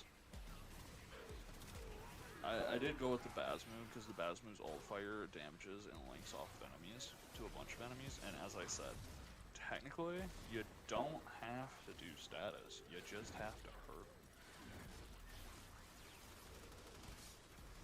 Okay. So yeah, I go back to like -2 HP, cast my 4, all my health and shields are back. And because my shield's in front of me, I don't take much damage, and since Amamori is proccing healing, along with my abilities, it's all fine. And every time you cast Amamore, there's one of your augments is giving you a chance at health back too, if I remember correctly. Amamori doesn't have an augment. No. It's one of your Molt augmented or Arcane. It's the Arcanes. Arcane Intensify. Yeah. Every time Mamori heals me, I do get. No, not Archon. Hang on. When I look at the build again, I'll. Archon Intensify. Every time you heal. Molt Reconstructed and Molt Augmented. These right here. Molt Augmented is every time I kill an enemy, I increase the power strength up to 250% extra power strength onto the build until you either die or leave the match. Molt Reconstruct is every time I use energy, that energy heals me and everybody around me, mind you. So if anybody's next to you when you do that, they also get the same amount of healing that you just healed yourself with. And that's what I was trying to talk about, was the idea of every time you cast either your talismans, because that burns energy, you're getting. I cast anything, but yeah. So you're not only getting the initial health burst back, but you also have that chance when you get hit because of the talismans anyway. Yeah, and the talismans also reduce a bit of the damage, and the shield in front of me reduces a bit of the damage, and Amamori doesn't just go for the health that gets hit, it goes for anything that gets hit on you. Yeah. So, because your shield's a part of you, I'm pretty sure the Amamori can proc if someone shoots the shield too. I'm pretty sure there's some people who are crazy who'd be like, why do you have adaptation? You should just have rolling guard. Because I'm trying to get hurt. Yeah. Amamori will not proc if you do not take damage on something of you. If you are invulnerable and you're removing statuses, it doesn't necessarily help. Because the statuses can heal you too. Secondarily, with adaptation, as long as enemies are attacking you, you keep the resistance, and usually in Steel Path, enemies don't stop relenting until you have like a nuke. So I can read what you're doing. I understand what this is, but we're going to talk about it as if I don't, for the purposes of helping everybody understand what each mod is here. The reason why Steel Charge, are you using it because you actually want the melee or because you want the extra energy? I'm using it because I want the melee. Okay. So a lot of the facts of my build is I do like her claws. I will build for her claws. And I do intentionally like Steel Charge due to the fact that it gives you extra capacity. Okay. So it's both, or it just happens to be you wanted the more energy? Steel Charge is an energy, Steel Charge is melee damage. I know, but it also has the most bonus energy out of all auras. That's why I'm saying it. Oh, capacity. Yeah. Yeah. Um, Sorry, I'm using the wrong lingo here. My bad. Yeah, it's not energy siphon. I'm like, it's not giving you energy. Yeah, like it's not energy siphon or lover's quarrel or whatever, lover's dream or whatever the fuck it is. Dreamer's whatever. Dreamer's Bond. That's it. I don't know why I got lovers. Anyway, so are you wanting it because you wanted the damage increase or because you wanted the more capacity? Both, technically. Okay. Um, And then we have the two augurs here: secret being intensify, or strength, and then message being range, if I remember correctly. duration. Duration. Okay. What are you wanting it because are you using those because you already have? Yeah, you already have continuity. Why don't you I have? have prime continuity and intensify, so I'm doubling down on both of them. Mm-hmm. And secondarily, because I have Molt Reconstruct, which activates whenever you use an ability for every energy spent is healing. Mm-hmm. Same with the Molt. 80% of the energy you spent is transferred into shields or over shields, mind you. Mm-hmm. And because if you get a higher percentage of shields, like over shields, which I don't have to build for because that does it for you, so I don't need like redirection or anything. Overshields will actually increase the time of the shield gating, because the more shields you have, the more shield gating you get. And the more shields With you one have, exception. means the lesser of a percentage until you have enough to do a minimal shield gate, which your shields don't have to be full, you just have to reach a certain percentage of your max shields for shield gating to be redistributed. Which there are two exceptions if memory serves. Actually, now that I think of it, Hildy gets to bypass that rule by default, and then there's also catalyzing shield, which decreases your overall shields but increases your shield gating. It increases the shield gating duration, and there are actually more exceptions than that, but this one allows me to use my 3, hurt myself, use my other ability, which will rebuild my shields up to shield gain potential, which allows Amamori to proc to get my 2% or my 2 health, which can be one shot, mind you, if Amamori doesn't do that 50-50 right.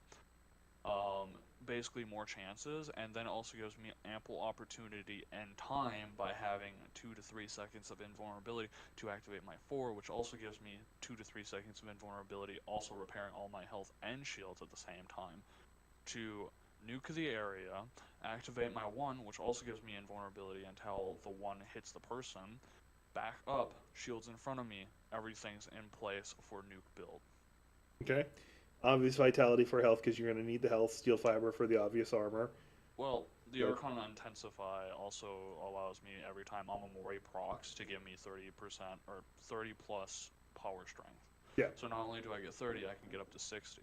Yeah, those two are. That's why I wasn't going into that completely because continuity is obvious. I was just more explaining why you're choosing using the augurs because one they do the same thing, but also because the augur side of the bonus shield. I was giving you a chance to cover that.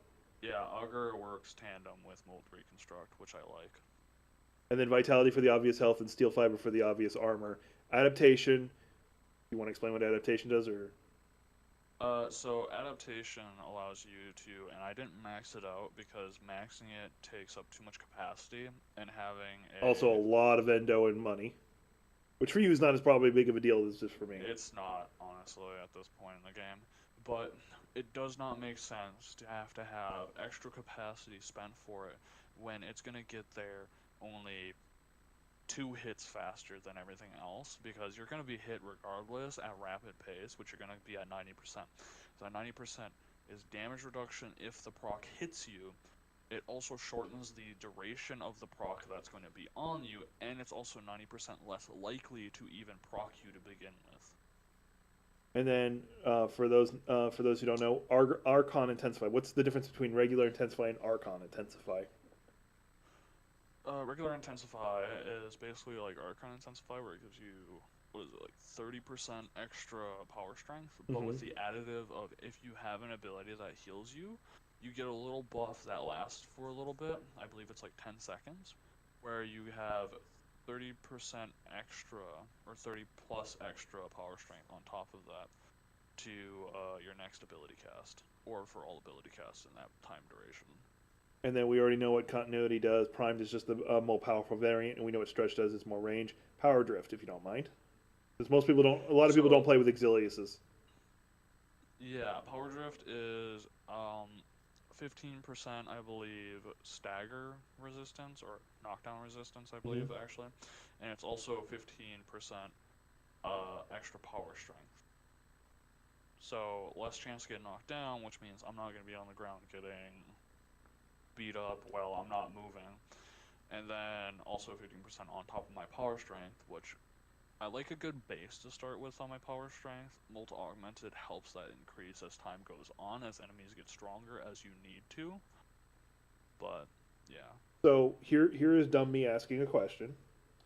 Not that I really need it.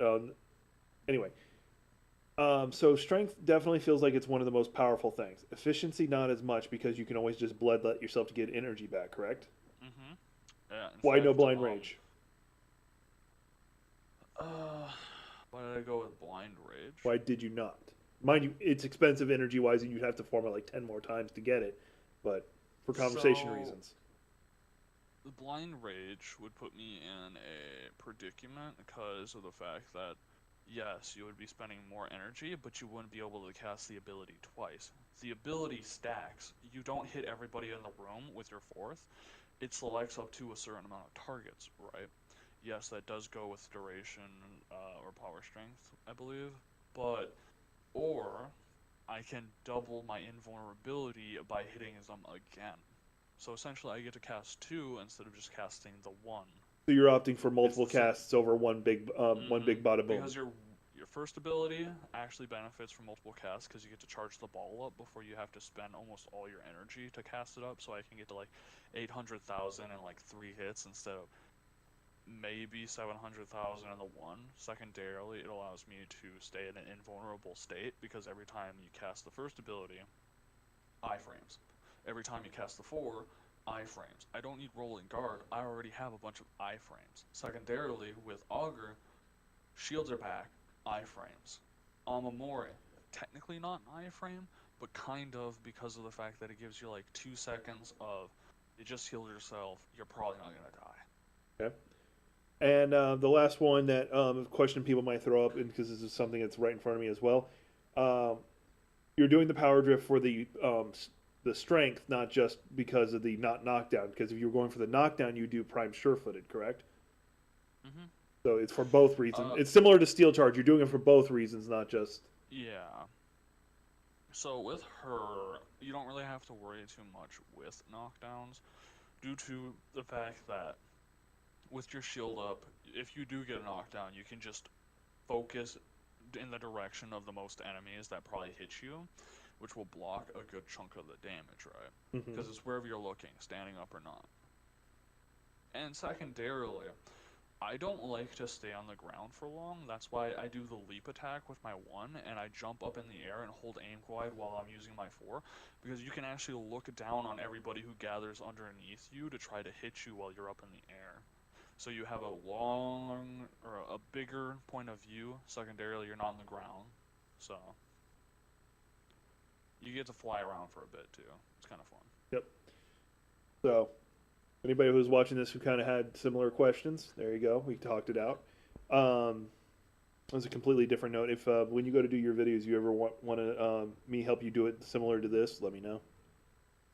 Gotcha. Like you share your build, and I ask like I don't know what I'm talking about, because I do, like, I understood a lot of what you were planning, what you were doing, looking at it, but there is some like philosophy stuff that doesn't hurt to be explained.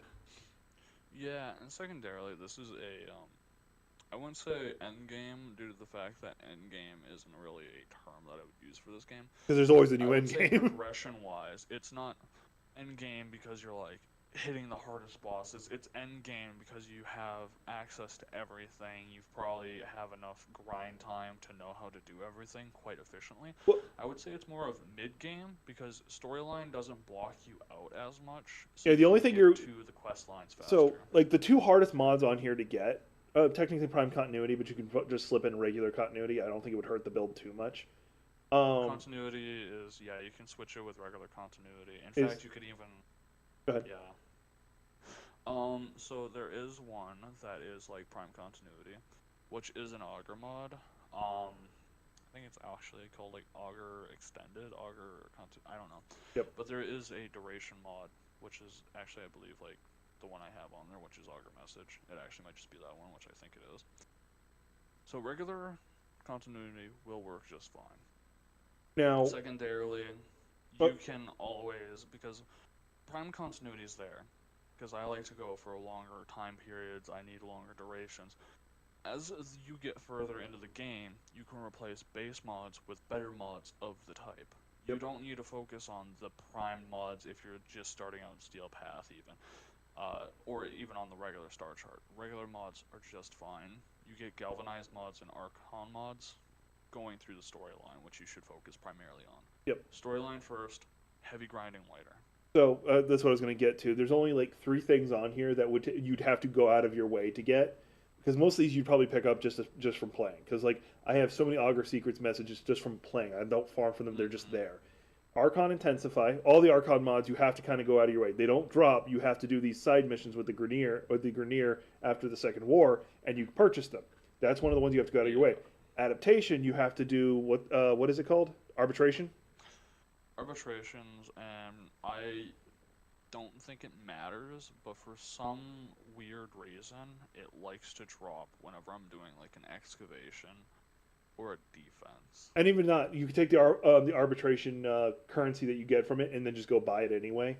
So like you can You still can. get it. Like so, either way, that's the only two that you're probably gonna have to go out of your Adaptation way to is one get. of the mods that don't allow you to buy it straight out. You can actually buy Rolling Guard and maybe trade with someone for I adaptation, got adaptation from but buying it. I'm pretty. I'm not sure Go double. because Are you I'm still in pretty the game? sure when I had to farm it. Yeah, I'm still in the game. Anyway, Molt Yeah, I can Reconstruct and quickly Molt check. Augmented, you'll probably get just that's from the Zarmon, isn't it? Yeah. In fact, you can get it from the Thrax. So if you want the highest chance of them dropping, you can either do the Void Angel bounties, because Void Angels have a chance to drop them, or you could do the what is it? The Void Armageddon, something like that. There's one where you have to kill the Thrax inside the bubble, where you have to use your operator, which allows you to have more of a chance because you have to kill tons of Thrax just to do the mission.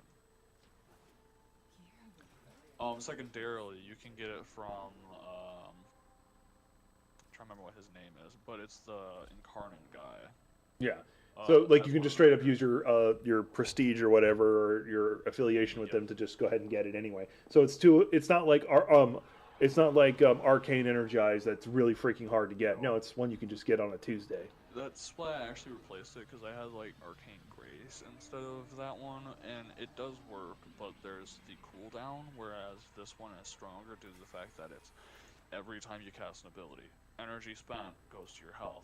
Arcane Grace is more like you get 15 seconds of non-stop super fast healing based off of the percentage of your health. So if you have a really large health bar, like if you put shards in for health, you'll be healing off a percentage base, which means 20% of 2,000 is 200. Something about there, right? Looks like he was right because like adaptation is not here. I thought it was. No, it's not. Rolling Guard is there. A lot of the other mods are there. The ones that will not be there are Adaptation, Aerodynamics, and Shepherd. So I just wanted to clarify for anybody watching. It's like wait, what the hell is he talking about? No, no, you're right. You're right. I do need to get like some of these other ones like the other galvanized because I don't have all of them yet. Yeah, and for that I would actually recommend, because for anybody listening, they did change Cat's Eye, I believe it's called, Off of the Smutikavat, so now you can actually get mods with Sun. One of which is called when you trade in your tags, not when you browse wares. When you go to the trade tags option and scroll down, there's a mod there called Resource Retriever. It's close to 20%. It's always active. If you put that on a pet, even if your pet is technically downed, you have a chance every time you pick up the essence that it will be doubled. If you have a resource doubler, booster I should say, it gets quadrupled. So I, on a single pickup, can get around 8 essence, I believe, just off of one pickup. If it procs on 2 pickups at the same time, that's 16 essence in a single run through. So Definitely not a yeah. joke. No, it helps a lot when you can actually get those really lucky, like the resource retriever to proc, and if you have a booster for like 3 hours even from a daily drop, you just run through there real quick, you will get a lot more than you.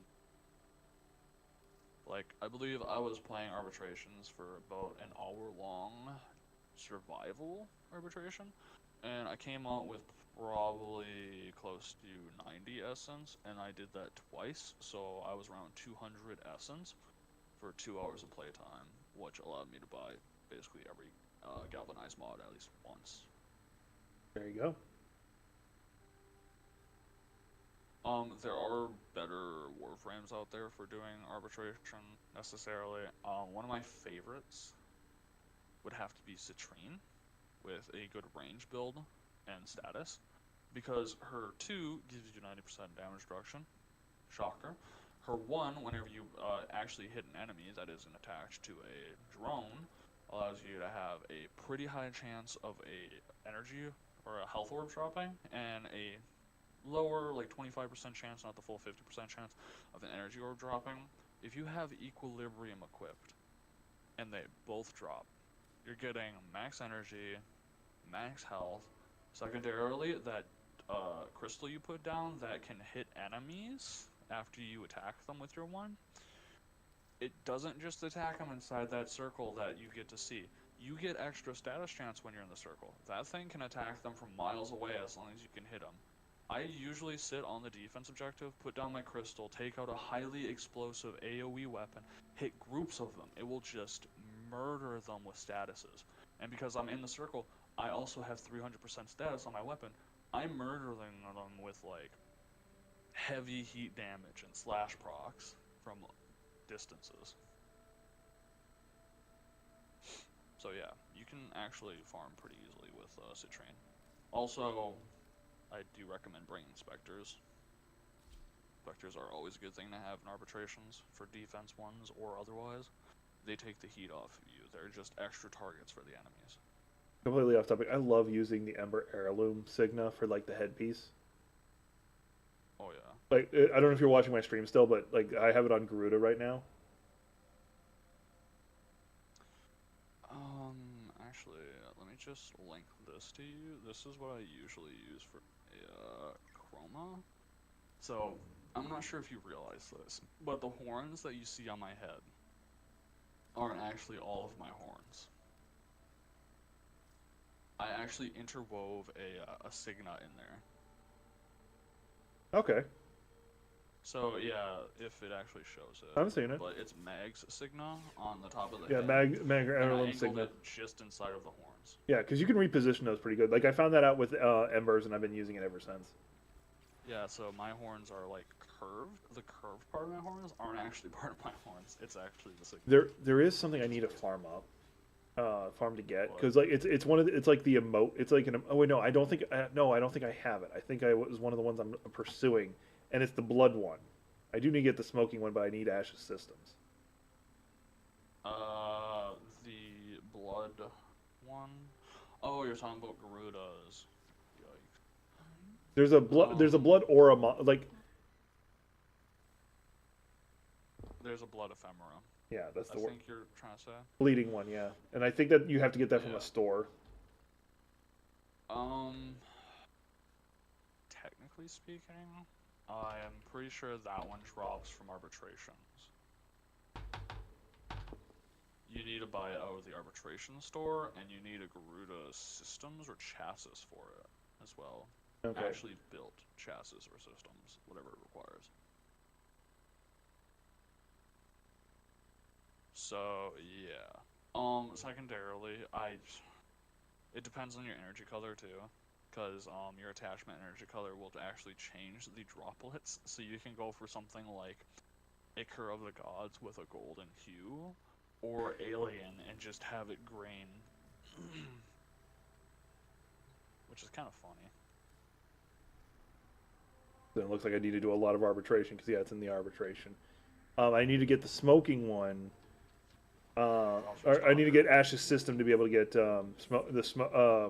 build the smoke one because I already have it. I just need to build it. And Ash, So I'm they not moved sure. Ash you get from doing Railjack now. Railjack, I think they Yeah, changed it. yeah. It Yeah, used to so be it's no like it had to be longer like the Maniacs from the Maniacs. Grenier, Um, which is really annoying yeah, because it's pretty Ash shitty. is not even to me that good of a frame. There is something I can recommend if you already have Ash or Ash Prime. Which Stay in is the rotation of regular circuit, because I'm pretty sure Ash is currently in the rotation. Actually, it's Ash, Frost, and Nick. So if you want yeah, because I have Ash Ash system, Prime. you can actually run regular system or regular circuit to get his systems out of there. That's a good idea. I'll probably do that. I might do that tonight. I don't know.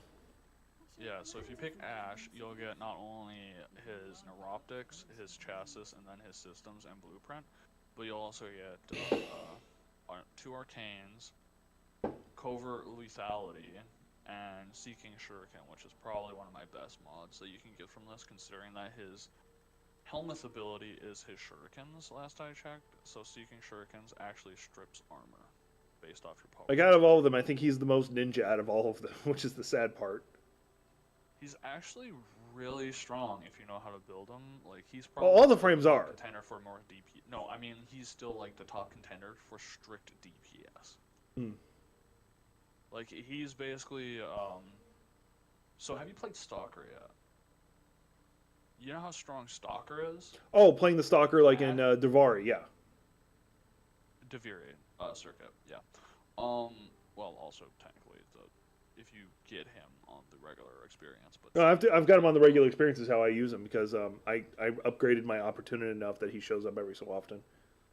Yeah, once you max out, he shows up like every rotation. I stopped using him due to the fact that it's dependent on which weapons I'm bringing, because his passive is whenever you're invisible, 200% critical damage, 200% critical chance, or 300%, I think both, something like that. Um, but Ash doesn't get that. But what Ash has is the teleport, like Stalker does, and the basically the same assassination. But with Ash, you can actually mark a bunch of enemies and then teleport to execute them yourself. Have you ever done that? Yeah, because like he got a rework when I actually used to use him because like in my first account I had because I had an account recently, he was the first Prime I ever got. I went out of my way like he had just dropped, shows you how old that account is, and had Yeah. farmed him out. He was the first one I ever got, mostly because I thought he looked like Predator. So, with his assassination, you technically use your melee. Take that in. Your melee critical damage multiplier with your base damage is the damage that it multiplies on the assassination every time, including your power strength. If you armor strip ahead of time and then use the mark enemies, especially since they changed it to one mark marks all, and then teleport, you're using your weapon that has super heavy damage with a super heavy teleport kill, which means you're gonna do around 20 million just by assassinating enemies. Yeah, his versatility's still there. It's just they're more, let's say, I don't want to say it, but I am going to say it, dumbed down approaches. The one button, two button wonders of the game. Not the set them up and topple them. No, it's the click one, click two, sit back, relax, sip your drink. Because because I do know like Zaku can be like that too. Zaku's setup is literally grab the guns, let's ball, hit your four, we're going to the mall, hit your three, get your tea. Like, seriously.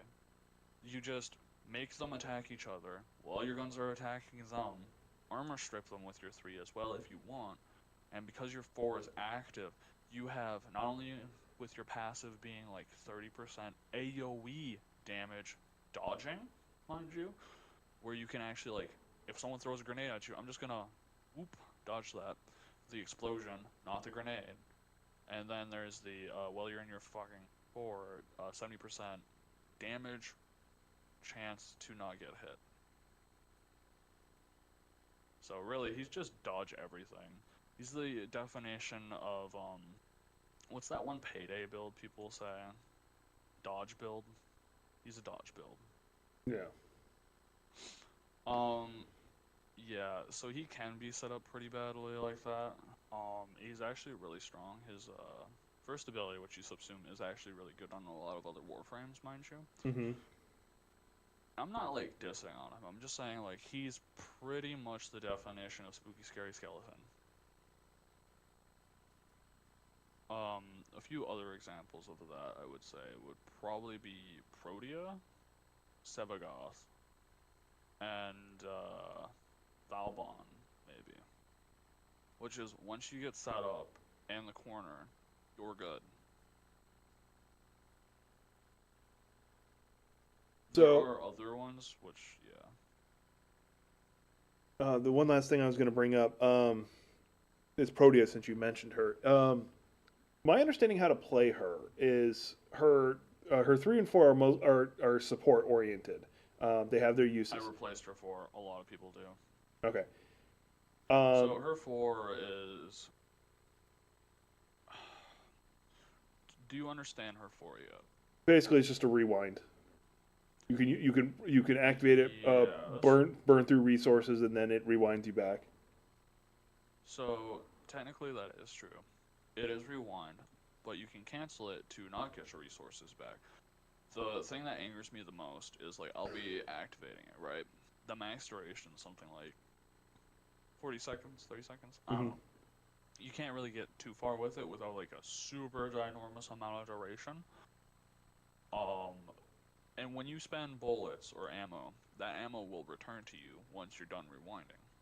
Energy spent rewinds back to what energy you had when you cast it initially, so you can spam abilities while you're in it. Downside is, I would say you would want negative duration if you're going for a 4 build, because you don't want to run around the entire map and then sit there for like 5 seconds while you're rewinding at hyper speeds.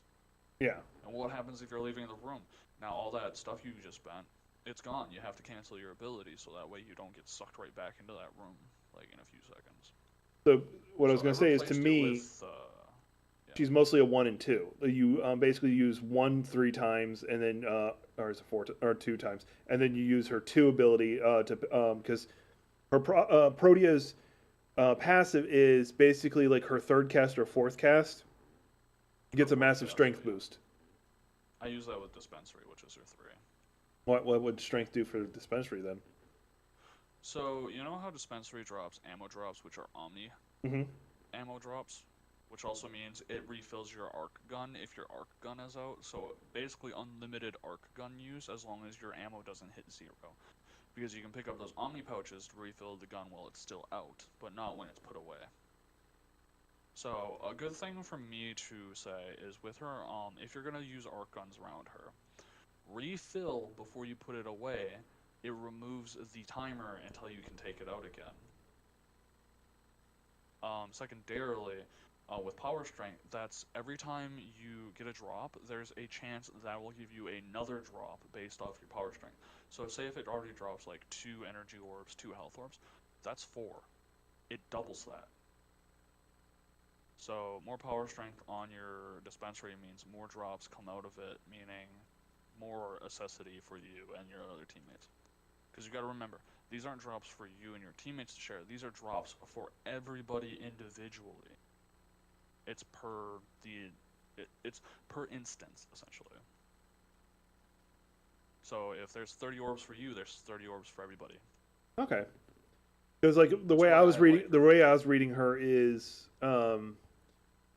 you use her 1 ability, because her 1 ability, if I remember correctly, does give her health back, and then you can it doesn't. So her one, when you hold it, allows you to throw them down for fans, and when people pick them up, it's shield regen. She does what Hildren does, but on the go with Haven. Yeah, that's what I was thinking. So yeah, it doesn't necessarily heal you, which is the downside is if there's something dealing toxin to you, it doesn't matter how fast those things are trying to heal you or repair your shields, I should say. It bypasses, and secondarily with a magnetic proc, all it's going to do is give a bigger shield bar for when magnetic breaks your shields. Downside, that electric proc that comes next from magnetic procs will kill you instantly. That is a 700 damage tick bar on you. So I do like the fact that you can repair your shields, but that's why I replaced her 4 with Gloom, essentially, Sevagoth's ability. Which Anything inside the thing, and I'm saying people, not your damage, will do things. I use it with Saren because even though I'm breaking a line of sight, because I am technically inside yeah, it's on my the gloom Saren too. bubble, So it heals you. Same thing with Protea, but with Protea, instead of reversing time, I'm slowing it. Everybody inside of it slowed, which means less people to shoot at me. My turret's dealing damage, heals me. I now have time to breathe and throw down my fans, and set up my things, and sit there. And because her dispensary drops energy orbs, I pair that with Arcane Energize.